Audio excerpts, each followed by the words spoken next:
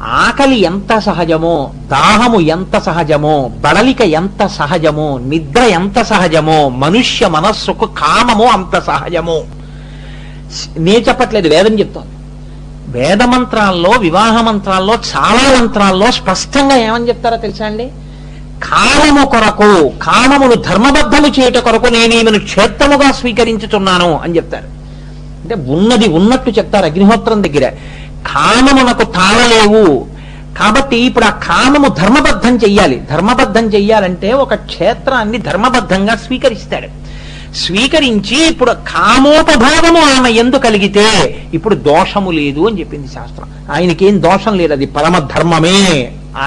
ఆ స్త్రీతో ఆయన పొందిన కామోపభోగము ఆయన చేసిన ధర్మంలో ఒకటి. పరమ ధర్మమూర్తి ఆయన.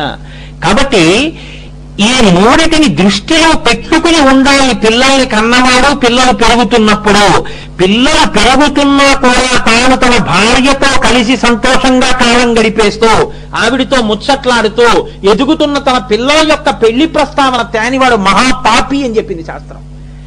నేను నా నోటితో చెప్పలేను, నాకు చెప్పడానికి కూడా సిగ్గేస్తోంది. కానీ నేను మీకు ఒక మాట చెప్తే అటువంటి తండ్రిని ఎంత దారుణంగా మాట్లాడిందో మీకు చెప్తాను. అంటే భద్రత చూడడం అంటే మీకు చెప్తాను, నన్ను మన్నించెదరుగాక నేను ఈ మాట చెప్పినందుకు. ఆడపిల్లకి యుక్త వయస్సు వచ్చేస్తున్నా కూడా పెళ్లి సంబంధాలు చూడనటువంటి తండ్రికి ఏ పాపం వేశారో తెలుసా అండి? తన కూతురు ఋతుస్రాపపు నెత్తురు 3 రోజులు 3 దోషిళ్లు తాను తాగిన పాపం వేస్తారు. నేను చెప్పానేమో, వేదమంత్రాలు చూసుకోవాలి, అబద్ధాలు చెప్పానేమో. ఆడపిల్ల తండ్రిది అంత బాధ్యత. ఆడపిల్లకి సంబంధం వెతకడం తప్పుకుంటాడేమో, కర్తవ్యాన్ని అంత గట్టిగా పెట్టేసింది శాస్త్రం. ఆడపిల్లని విడిచిపెట్టి తల్లి కాని తండ్రి కాని సంబంధములు చూడకుండా ఉండిపోతే ఆ గృహము పాపగృహం అయిపోతుంది. తండ్రి ఎంత తొందరగా వీలైతే, యుక్త వయస్సు వచ్చింది అనుకున్నప్పుడు 1 ఏడాది ముందు పెళ్లి చేస్తే వచ్చిన నష్టమేం లేదు. ఆమె భద్రత గురించి తండ్రి ఆలోచించాలని చెప్పింది. లేదా నువ్వు కొన్ని సంకేతములైనా ఇవ్వవలసి ఉంటుందమ్మా, నీకు పెళ్లి చెయ్యాలనుందమ్మా, నీకు నేను తొందరగా పెళ్లి చేసి తల్లి కన్యాదానం చెయ్యాలనుకుంటున్నానమ్మా, కన్యాదానం చేస్తున్నప్పుడు మా నాన్నగారి పేరు మా తాతగారి పేరు నా పేరు వినపడుతుందమ్మా, నీ పేరు చెప్తూ ఏమంటారో తెలుసా? కోటేశ్వర శర్మణ పుత్రీం అంటారమ్మా.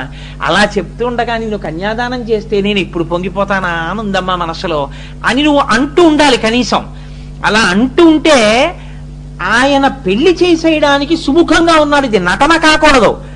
ఆ పిల్లని తొందరగా, అయ్యో పాపం నాన్నగారు పెళ్లి చెయ్యాలనుకుంటున్నారన్న భావన ఆమెకి అందించాలి తప్ప ఆమెని బ్రహ్మచారిణిగా ఎక్కువ కాలం ఉంచడం మంచిది కాదు. శ్రేయస్సురీత్యా, సమాజ ప్రయోజనం రీత్యా శాస్త్రం దాన్ని అంగీకరించలేదు. కాదని సుఖపడుతున్న కుటుంబాలెన్నో, కాదని సుఖపడుతున్న సమాజం ఎంతో మీకు తెలుసు, నాకు తెలుసు పరిశీలనం చేస్తే. కాబట్టి ఇంత జాగ్రత్తగా చేసి వివాహం నిశ్చయం అయిపోయింది అనుకోండి, ఇంకా నేను పెళ్లి నిశ్చయం గురించి ఎంత చెప్తానో, పెళ్లి నిశ్చయం అయిపోయింది అనుకోండి, పెళ్లివారం అయిపోతాం, గొడవ వెళ్ళిపోతాం. ఇప్పుడు పెళ్లి నిశ్చయం అయింది. పెళ్లి నిశ్చయం అయితే ఆడపెళ్లివారు ఏం చెయ్యాలి, మగ పెళ్లివారు ఏం చేయాలి? అయ్యా మీరు ఏమనుకోకుండా కొంచెం ఆయనకి ఏదైనా చక్కగా కూర్చో, అలవాటు లేనప్పుడు కూర్చోవడం కష్టం కదా, అలా కూర్చోండి. ఇప్పుడు అలా పెళ్లి నిశ్చయం అయితే ఆ పెళ్లి, ఇప్పుడు మీకు నేను ఈ చెప్పిన నేపథ్యం మీకేమిటి జ్ఞాపకం ఉంది? అది ఇద్దరి జీవితాల కలయిక.